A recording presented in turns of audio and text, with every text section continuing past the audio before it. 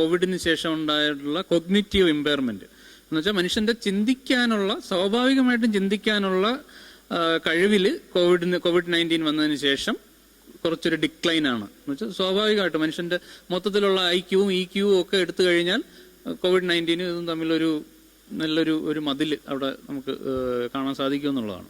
അപ്പൊ അത് തന്നെ ഈ നമ്മുടെ മറ്റ് ബിഹേവിയറൽ കാര്യങ്ങളിലൊക്കെ സ്വാധീനിക്കും. അതൊരു ഫാക്ടറാണ്.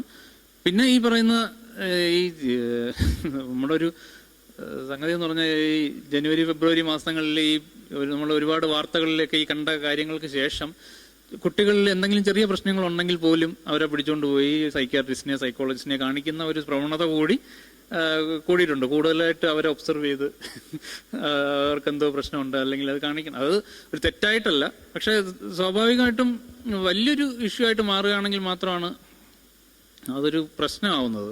എല്ലാവർക്കും എന്തെങ്കിലുമൊക്കെ മാനസികമായിട്ടുള്ള അല്ലെങ്കിൽ ചെറിയ ചെറിയ വിഷാദത്തിന്റെ സിംറ്റംസും ഒക്കെ എല്ലാ മനുഷ്യരിലും ഉണ്ട് എന്നുള്ളതാണ് എൻ്റെ ഒരു വിലയിരുത്തൽ.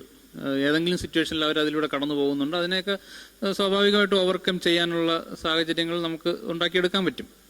എല്ലാത്തിനും ഈ മെഡിക്കൽ ഹെൽപ്പ് വേണ്ടതല്ല, പക്ഷെ വേണ്ടതാണ് എന്ന് തിരിച്ചറിയുകയും അത് എടുക്കുകയും ചെയ്യുക എന്നുള്ളത് വലിയ പ്രധാനപ്പെട്ട ഒരു കാര്യമാണ്.